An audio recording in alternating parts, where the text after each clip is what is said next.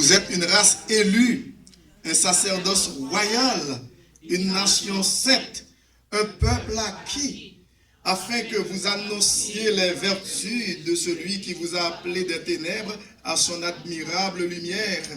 Vous qui autrefois n'étiez pas un peuple, qui maintenant êtes le peuple de Dieu, vous qui n'aviez pas obtenu miséricorde et qui maintenant avez obtenu miséricorde. Merci.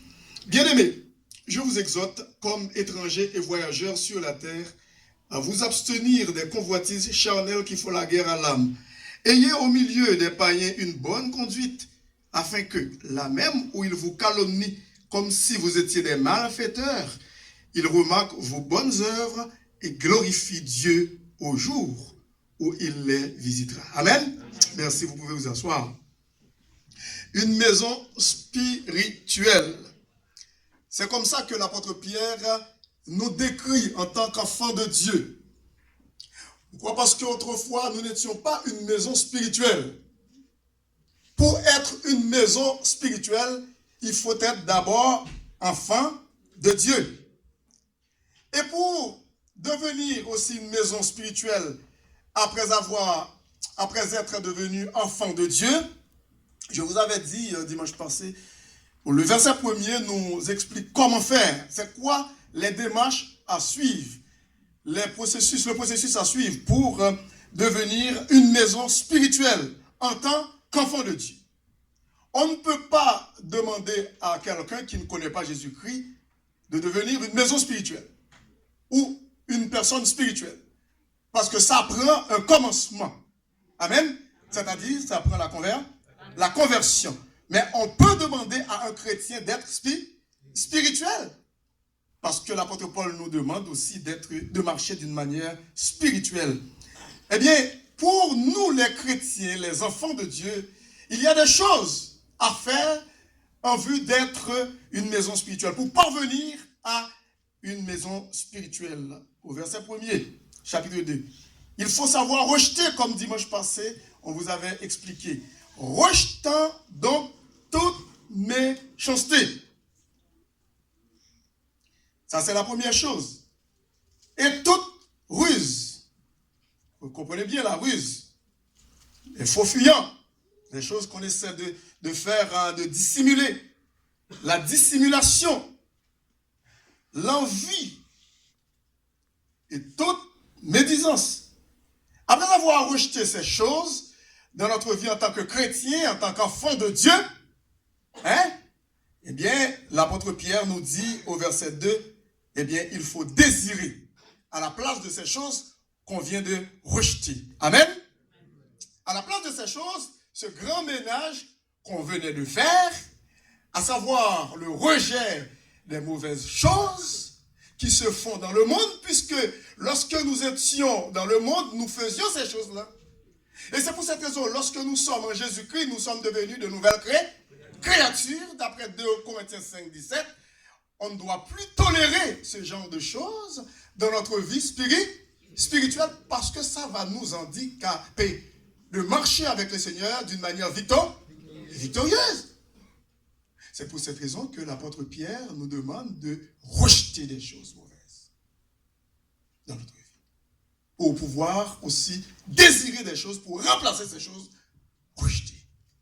Pourquoi? Parce qu'on ne peut pas remplir ce qui est déjà rempli. Il faut rejeter, évacuer les choses pour pouvoir faire la place pour les choses spirituelles. Alors, le verset 2 dit, désirez maintenant. Après ce rejet-là des mauvaises choses, désirez comme des enfants nouveau-nés. Vous voyez, comme des enfants nouveau-nés, parce que nous sommes nés de nouveau en Jésus-Christ. Le lait spirituel, c'est la parole de Dieu. Il dit, désirez comme des enfants nouveau-nés. Le lait spirituel est pur. Parce que la parole de Dieu est pure. Elle est sans mélange. C'est pour cette raison que l'apôtre Pierre dit, désirez comme des enfants nouveau-nés, le lait spirituel est pur, afin que par lui, vous croissiez, qui veut dire afin que par Jésus-Christ, vous croissiez pour le salut. Si vous avez goûté que le Seigneur est bon. Quiconque goûte déjà déjà le Seigneur ne veut pas rester tranquille. Amen. Il veut continuer encore à faire de l'expérience avec son Seigneur et Sauveur, Jésus-Christ. Et c'est pour cette raison que lorsqu'il a goûté Jésus-Christ, eh bien, au verset 4 dit, approchez-vous de lui. C'est une approche davantage. Il faut s'approcher de Dieu davantage. Approchez-vous de lui. Pierre vivante. La pierre vivante, c'est Jésus-Christ, d'après le psaume 118. La pierre qu'ont rejeté ceux qui bâtissaient, dit le psalmiste, dans le psaume 118, est devenue la principale de l'angle. Approchez-vous de lui, pierre vivante, rejetée par les hommes. Parce que Jésus-Christ, sans cesse, est rejeté. Depuis, dans les temps passés, les temps, lointains, jusqu'à nos jours. Il dit, approchez-vous de lui, pierre vivante, rejetée par les hommes, mais choisie et précieuse devant Dieu, parce que Jésus-Christ est une pierre vivante qui est précieuse, choisie et précieuse devant Dieu. Et c'est un honneur que Dieu nous fait en Jésus-Christ. Il nous appelle aussi, il nous donne la même appellation que Jésus-Christ, parce qu'il dit au verset 5, et vous-même, les enfants de Dieu, et vous-même les chrétiens de l'église évangélique de la cité, comme des pierres vivantes, qu'est-ce qu'il faut faire? Édifiez-vous pour former quoi? Une maison spirituelle. Il faut s'édifier, il faut s'approcher. Tout d'abord, il faut rejeter des choses mauvaises, il faut désirer et il faut s'approcher. Amen. Pour édifier, pour avoir, et pour être une maison spirituelle. Et vous-même, comme des pierres vivantes, édifiez-vous pour former une maison spirituelle. Et lorsque l'apôtre Pierre parle d'une maison spirituelle, il continue pour faire comprendre les caractéristiques, les qualités de cette maison spirituelle. Il parle, il dit, un saint sacerdoce. Ça, pas n'importe quel sacerdoce, mais plutôt un saint sacerdoce. Un saint sacerdoce, afin d'offrir des victimes spirituelles et agréables à Dieu par Jésus-Christ. Il dit, car il est dit dans l'Écriture, voici je mets en Sion. Alors en Sion, c'est en Israël, à Jérusalem. Car il est dit dans l'Écriture, voici je mets en Sion une pierre angulaire.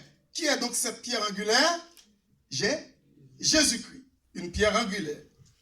Choisie, précieuse. Et celui qui croit en elle ne sera point confus. Est-ce qu'il y a quelqu'un qui est confus d'avoir accepté Jésus-Christ ici? Non, n'est-ce pas? Psaume 34, verset 6 dit, quand on tourne vers lui, quoi? Les regards, on est quoi? Rayonnant de joie, et le visage ne se couvre pas de honte. C'est-à-dire, on n'est pas dans la confusion, dans la honte. On ne rougit pas. Quand nous avons fait cette rencontre avec Jésus-Christ, autrement dit, quand Jésus lui-même nous a rencontrés, il a changé notre univers. Il a changé complètement notre vie. Au point que nous ne pouvons pas vivre la vie passée. Mais nous devons vivre la vie présente. L'apôtre Paul était un homme violent, était un homme brigand, et aussi il était un meurtrier. Parce qu'il cautionnait, même il participait au meurtre d'Étienne, qui était le premier martyr chrétien. Est-ce que vous connaissez bien l'histoire d'Étienne? Étienne, dans Actes des Apôtres, chapitre 6. Eh bien, Étienne a été choisi parmi les diacres. Étienne, un seul jour qu'il a exercé son ministère, qu'est-ce qui s'est passé avec Étienne? On l'a lapidé. Il a été lapidé. Pourquoi? Pour la cause de l'évangile. Alors, Étienne a été lapidé. C'était le premier martyr chrétien, c'est-à-dire premier, homme chrétien qui a été martyrisé pour la cause de l'évangile 2000 ans de cela. Eh bien, qui veut dire, attendez-vous à être persécuté pour la cause de l'évangile. Tous ceux et celles qui veulent vivre pieusement en Jésus-Christ seront comment? Persécutés. Ici, le verset 7 dit, l'honneur est donc pour vous qui croyez. Nous sommes honorés parce que Jésus-Christ nous a choisis pour être ses serviteurs et ses servantes. Amen. Nous sommes honorés. C'est pas parce que nous étions plus intelligents que les autres, parce que nous sommes en Jésus-Christ, non. Nous ne le connaissions pas avant. Nous pas de Jésus. C'est pas nous-mêmes qui t'avons fait des marches pour que nous te rencontrions avec Jésus. Mais c'est plutôt lui qui a pris l'initiative. Il est venu dans ce monde. C'est pas vrai? Mais oui, il est venu nous chercher. Vous vous souvenez de cette parabole? Eh bien, il dit que le berger est venu chercher et sauver ceux qui étaient perdus, des brebis. Il dit, l'honneur est donc pour vous qui croyez. Mais pour les incrédules, il dit, la pierre qu'on rejetait, c'est-à-dire Jésus-Christ, la pierre qu'on rejetait, ceux qui bâtissaient est devenue la principale de l'homme. La principale de l'homme. Il dit, et une pierre d'achoppement et un rocher de scandale. Comme je vous avais dit dimanche passé, pour les gens qui ne veulent rien savoir de Jésus-Christ, n'ont pas Jésus-Christ dans leur vie, cette pierre qui est Jésus-Christ, qui est précieuse, choisie devant Dieu, eh bien, devient une pierre d'achoppement et un rocher de scandale. Mais pourtant, cette même pierre qui est Jésus-Christ, c'est le fondement de l'Église. Est-ce que vous êtes là? Il veut dire, cette pierre remplie de fonctions. Une fonction qui est considérée comme une pierre d'achoppement et un rocher de scandale pour les incrédules, et aussi le fondement même de l'Église. Vous vous souvenez, Jésus-Christ a dit, je bâtirai mon Église. Et les portes du séjour des morts ne prévaudront point contre elle, contre l'Église. Ici, au verset 8, il dit, ils s'y hâtent pour n'avoir pas cru à la parole. Ils ont heurté leurs pieds dans cette pierre pour n'avoir pas cru à la parole. Et c'est à cela qu'ils sont destinés. Gloire à Dieu, nous ne sommes pas destinés à notre perte, à la perdition éternelle. C'est une grâce. Amen. Que Jésus-Christ nous a faite. C'est une grâce que Dieu nous a faite en Jésus-Christ. Éphésiens chapitre 2. Car c'est par la grâce que vous êtes sauvés par le moyen quoi?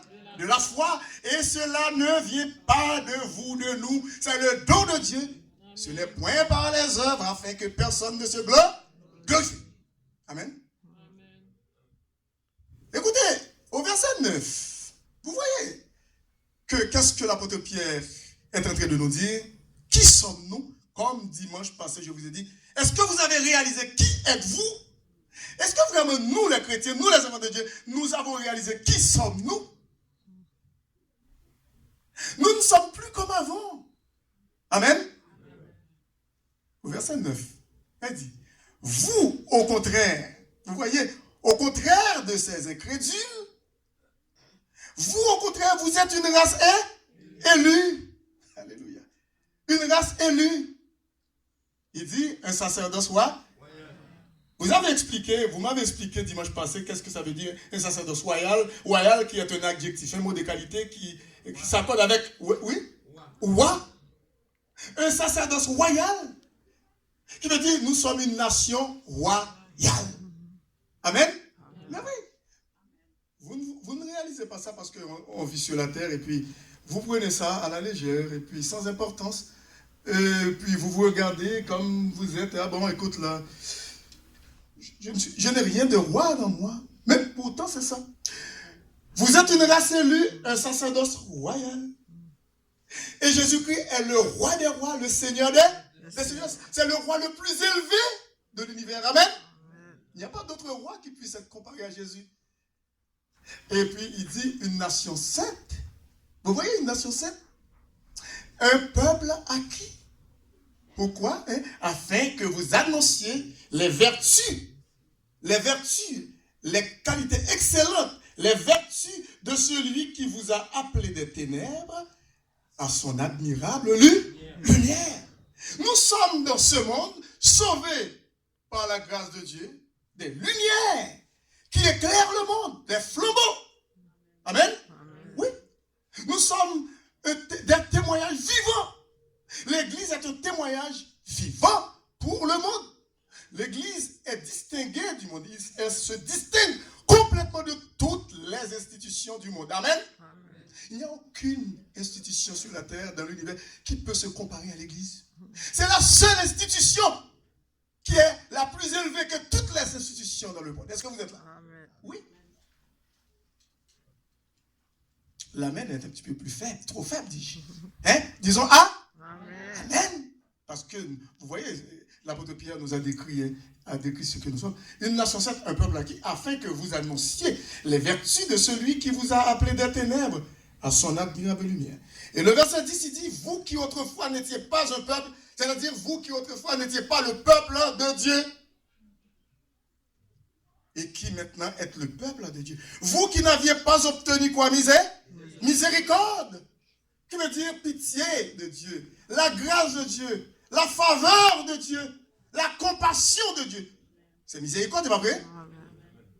Il dit, et qui maintenant avez obtenu miséricorde. Miséricorde. Miserere, en latin, qui signifie pitié. Cordius, veut dire cœur. Miséricorde. Alors, qui veut dire, c'est une pitié qui vient du cœur de Dieu. C'est pas n'importe quelle pitié. Est-ce que vous êtes là? Amen. Des entrailles de Dieu. Verset 11 dit, bien-aimé. Bien-aimé. Notre fonction, notre rôle sur la terre. Je vous exhorte. Je vous encourage. C'est ça l'original, le mot exhorter veut dire. Je vous exhorte, ça veut dire je vous encourage, je vous supplie, je vous prie. Je vous exhorte comme étranger. Est-ce que nous sommes des étrangers ici-bas? Oui, nous sommes des étrangers ici-bas sur la terre. Parce que notre cité permanente est dans les cieux. Est-ce que vous êtes là? Amen. Même si vous avez des projets, rien ne peut vous empêcher d'avoir des projets. Dieu ne vous empêche pas, ne nous empêche pas non plus d'avoir des projets. Mais il faut savoir donner la priorité aux choses de Dieu. Matthieu 6,33, cherchez, dit Jésus-Christ premièrement quoi? Le royaume et la justice de Dieu. Vous voyez, le royaume, parce que nous sommes des rois. Alléluia. Est-ce que vous êtes là? Amen. Cherchez premièrement le royaume et la justice de Dieu, et toutes les autres choses nous seront données par-dessus, par-dessus quoi? Parce que c'est ça qui est la priorité. C'est pour cette raison que l'apôtre Paul dans Colossiens chapitre 3, l'apôtre Paul a dit au verset 1er, si donc vous êtes ressuscités avec Christ, il dit, cherchez quoi? Les choses d'en haut. Colossiens chapitre 3, verset 1er. Si donc vous êtes ressuscités avec Christ, cherchez les choses d'en haut, où Christ est assis où? Amen, à la droite de Dieu. Qu'est-ce qu'il dit? Qu'est-ce qu'il dit encore en poursuivant? C'est ça? Affectionnez-vous, c'est-à-dire agrippez-vous, attachez-vous fortement. Attacher, c'est ça. Affectionner, ça, c'est ça. Qui veut dire agrippez-vous, accrochez-vous. À tout prix. Quelque chose que l'homme ne peut pas vous enlever. C'est pour cette raison que l'apôtre Paul dit, lorsqu'il après avoir fini de dire, si donc vous êtes ressuscité avec Christ, cherchez les choses d'en haut, où Christ est assis à la droite de Dieu, il dit, affectionnez-vous. Ici, j'ai attachez-vous. Affectionnez-vous aux choses d'en haut, et non à celles qui sont sur la terre. L'apôtre Paul ne veut pas dire qu'il faut tout oublier ce que nous possédons sur la terre. Il faut tout oublier. Ben, comme il vient de se chanter, merci, gloire à Dieu Seigneur, tu m'as donné, tu as fait sans que je puisse prendre l'avion pour venir ici. Merci Seigneur, est-ce que, comment dirais-je, je peux avoir un diplôme dans le pays, je peux avoir un travail. Amen. Mais la priorité, ce sont les choses d'en haut. Il dit, affectionnez-vous aux choses d'en haut et non à celles qui sont sur la terre. Parce que nous pouvons arriver à tout perdre sur la terre. Comme Job. Mais on s'accroche à Dieu. C'est lui qui va nous remettre, ou redonner même au centuple ce que nous avons perdu. Est-ce que vous êtes là? Il est capable de le faire. Amen. Mais oui. Mais il faut considérer d'abord et avant tout le donateur que le don. Pourquoi toujours désirer le don avant le donateur? Mais c'est lui qui est le pourvoyeur, le donateur. C'est lui qui est le distributeur. Il peut être toujours en mesure de donner. Même si nous t'avons perdu tout, mais le distributeur est toujours là. Amen. Le donateur est là. Et c'est pour cette raison qu'il dit, eh bien, affectionnez-vous aux choses d'en haut et non à celles qui sont sur la terre. Parce qu'il arrive que les gens pleurent beaucoup après avoir tout perdu, leur maison, leur hypothèque, ou leurs autos, l'argent en banque, une crash, ou du moins comme on appelle dire, une faillite bancaire, là, quelques années de cela. Écoute, les États-Unis ont connu une faillite vraiment spectaculaire de la banque. Il y a des gens qui se sont suicidés. Mais heureusement, par la grâce de Dieu, par les chrétiens. Même si des chrétiens comme Job seraient sur le, comment dirais-je, connaîtraient ce qu'on appelle la faillite complètement, il est fini, mais il n'est pas déboussolé. Parce que sa boussole est Jésus-Christ qui l'amène au port désiré. Car vous êtes morts. Et votre vie est cachée avec Christ en Dieu. Vous voyez, nous mourons, mais vie nous cachée avec Jésus. C'est un paradoxe. C'est un point paradoxal. Comment quelqu'un, on dit, on est mort et notre vie. Mais c'est parce que nous mourrons pour renaître en Jésus-Christ. Car vous êtes morts et votre vie est cachée avec Christ en Dieu. Quand Christ, votre vie paraîtra, parce que ma vie n'est plus ma vie après l'avoir donnée complètement, la remettre entre les mains de mon Sauveur et Seigneur. Je ne vis pas ma vie, mais je vis la vie de Jésus. C'est pour ça que qui dit, quand Christ, votre vie, et non pas quand Christ, ma vie, quand Christ, votre vie, paraîtra, alors vous paraîtrez aussi avec lui dans la gloire. Quand on retourne encore dans 1 Pierre chapitre 2, l'apôtre Pierre, il ne nous reste pas grand-chose, je vais dire pas beaucoup de minutes, parce qu'on va terminer bientôt. Ici, l'apôtre Pierre nous dit, vous au contraire, au verset 10, vous au contraire, n'étiez pas, vous qui autrefois, dis-je, n'étiez pas un peuple, et qui maintenant êtes le peuple de Dieu, vous qui n'aviez pas obtenu miséricorde, et qui maintenant avez obtenu miséricorde. Au verset 11, il dit, bien-aimés, nous sommes bien-aimés en Jésus-Christ. Bien-aimés, je vous exhorte, comme étrangers et voyageurs, c'est-à-dire pèlerins, voyageurs sur la terre. Vous allez dire que non, Pasteur Level, j'ai une hypothèque, j'ai une maison, je suis très stable dans le pays ici, et puis non, je comprends tout ça. Mais votre cité permanente n'est pas ici-bas, mais c'est dans les cieux. Il dit, voyageurs sur la terre, à vous abstenir des convoitises charnelles qui font la guerre à l'âme. Il dit, ayez au milieu des païens, des gens qui n'ont pas Jésus-Christ dans la vie, ayez au milieu des païens une bonne conduite, un bon témoignage, une bonne vie, afin que la même où ils vous calomnient, commence à jeter l'opprobre sur vous, vous dire, je ne vous reconnais pas, vous êtes un criminel, un salaud, ou je ne sais pas quoi là. Mais il dit, comme si vous étiez des malfaiteurs, il remarque vos bonnes œuvres. Il voit comment vous vivez, comment nous vivons au milieu de ces gens qui ne connaissent pas Dieu. Eh bien, il glorifie ces gens-là, votre Dieu encore. Il dit, gloire à Dieu, j'ai un bon voisin. Amen. Mais oui, j'ai un bon voisin, j'ai une bonne voisine. Ce sont eux encore qui vont le dire. Il dit glorifie Dieu au jour où il le visitera. Ce n'est pas vous qui glorifiez, c'est eux. Regardez, on va reprendre le verset 12. Ayez au milieu des païens une bonne conduite afin que là même où ils vous calomnient comme si vous étiez des malfaiteurs, ils remarquent vos bonnes œuvres et glorifient. Amen. Et glorifient Dieu. Pourtant, ils ne sont pas sauvés. Mais votre comportement, votre vie, votre témoignage les amène à glorifier qui? Dieu.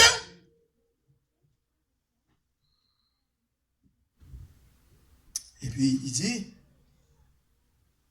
au verset 13, on ne l'avait pas lu, mais cependant, c'est pratique. Il dit, soyez soumis à cause du Seigneur à toute autorité établie parmi les hommes, soit au roi comme souverain, soit au gouverneur comme envoyé par lui pour punir les malfaiteurs et pour appuyer les gens de bien. Les premiers ministres, notre premier ministre du pays au Canada, les premiers ministres de chaque province, nous avons un premier ministre aussi pour la province et que vous le connaissez très bien. Pour le premier ministre du Canada, c'est Justin Trudeau. Le premier ministre de la province de Québec, c'est qui? François Legault, qui veut dire il y a des maires, il y a des mairesses, les fonctionnaires de l'État, il y a des policiers, il y a toutes sortes de gens que Dieu a élevés en dignité. Il faut faire quoi pour eux, pour ces gens-là? Il faut prier pour Dieu, pour que nous puissions mener une vie paisible dans ce beau pays, comme a dit notre bien-aimée sœur Kelita dans sa prière, ce beau pays dans lequel que nous vivons, même lorsqu'il y a beaucoup de neige. Mais nous pouvons dire que nous sommes heureux du fait que nous habitons ici au Canada, pas vrai? Mais oui! Dans 1 Timothée chapitre 2, écoutez, dans 1 Timothée chapitre 2, nous allons terminer, et je ne veux pas le dire plusieurs fois. Au verset 1, il dit, j'exhorte donc 1 Timothée chapitre 2, j'exhorte donc avant toute chose à faire quoi? Des prières, des supplications, des requêtes, des actions de grâce pour tous les hommes. Ensuite, qu'est-ce qu'il dit? Vous voyez, est-ce que vous priez pour les rois? Pour les rois et pour tous ceux qui sont élevés en dignité, afin que nous menions une vie paisible et tranquille en toute piété et honnêteté. Qu'est-ce qu'il dit encore? Il dit, cela est bon et agréable devant Dieu, notre Sauveur, qui veut quoi? Que tous les hommes soient sauvés et parviennent à la connaissance de la vérité. Vous voyez que nous avons pour responsabilité de prier pour notre premier ministre. Est-ce que vous le faites? Nous avons la responsabilité de prier pour lui et pour sa famille et aussi pour son gouvernement au complet, pour ses ministres, pour les fonctionnaires de l'État. Il faut prier pour eux. Écoutez, fort souvent nous avons toujours tendance, nous sommes enclins à murmurer. Oh, ben je n'ai pas encore reçu mon chèque de retraite, ma pension, mon chèque chômage. Mais on oublie de prier pour ces gens. Il faut prier pour eux. Amen. Il faut prier pour les ambassadeurs que le gouvernement canadien a envoyés dans des pays éloignés. En Haïti, aux États-Unis, en France, partout dans les 5 continents. Il faut prier pour les policiers. Mais oui, il faut. Mais qui donne la sécurité? S'il y a un brigand qui arrive ici avec une arme à feu, la première chose que vous allez faire, si vous avez un cellulaire avec vous, qu'est-ce que vous allez faire? Les policiers? Mais pourquoi vous ne priez pas? Seigneur, oui, vous pouvez prier, mais vous êtes dans un pays de loi. Vous avez le droit d'appeler les policiers pour vous donner quoi? La sécurité. Absolument. Parce que Dieu les reconnaît. C'est lui qui les a placés. Il faut prier pour ces gens. Et puis, au verset 15 dans 1 Pierre, chapitre 2, verset 15, dit, car c'est la volonté de Dieu qu'en pratiquant le bien, vous réduisiez au silence les hommes ignorants et insensés. Au verset 16 dit, étant libres sans faire de la liberté un voile qui couvre la méchanceté, mais agissant comme des serviteurs de Dieu. Quel que soit l'endroit où vous êtes, au volant de votre véhicule, vous êtes un serviteur de Dieu. Amen. Vous êtes une servante du Seigneur Jésus. Si quelqu'un vous coupe, qu'est-ce que vous allez faire avec son auto? On met l'accélérateur pour passer devant lui. Et puis, bing, un accident. Pourtant, vous êtes un enfant de Dieu. Écoute, alors, la limite de la vitesse dans telle zone scolaire, c'est 30. Et puis, vous appuyez sur l'accélérateur, c'est 50. Est-ce que vous êtes en infraction ou non? Infraction. Est-ce que Dieu est d'accord avec ça? Mais non, c'est la loi. Vous refusez de payer l'impôt, les taxes. Est-ce que Jésus-Christ est d'accord avec ça? Mais non, il n'est pas d'accord. On a dit à Jésus-Christ un jour, lorsqu'il se passait à Capernaum avec ses disciples, et puis le collecteur d'impôts dit, Pierre, qu'est-ce qui se passe? Ton maître ne paye pas l'impôt? Jésus-Christ n'avait pas de l'argent sur lui. Il dit, Pierre, va dans la mer, jette ton filet, puis le premier poisson que tu attrapes, ouvre sa bouche. Tu vas trouver une pièce de monnaie pour toi et pour moi. Amen. Il a tout vu ça, il sait ce que... Qui veut dire, il faut respecter la loi. Est-ce que vous êtes là? Amen. Est-ce qu'il faut mentir dans les déclarations d'impôts? Mais non, un chrétien ne ment pas. Est-ce que vous êtes là? Amen. Mais non, il faut dire la vérité. Ne dites pas que je ne suis pas marié. On ne sait pas. Peut-être un jour, vous allez perdre votre mari ou votre épouse si vous continuez à mentir. Est-ce que vous êtes là? Amen. Il faut dire la vérité. Il faut montrer ou démontrer aux gens de ce monde qui sommes-nous. Nous sommes, une race élue, un sacerdoce royal au verset 9, une nation sainte, un peuple acquis, afin que vous annonciez les vertus de celui qui vous a appelé des ténèbres à son admirable et lumière. Pour terminer, n'oubliez pas que nous sommes, au verset 5, une maison spirituelle et vous-même, comme des pierres vivantes, édifiez-vous pour former une maison spirituelle, un saint sacerdoce, afin d'offrir des victimes spirituelles agréables à Dieu par Jésus-Christ. Que le Seigneur bénisse. Amen.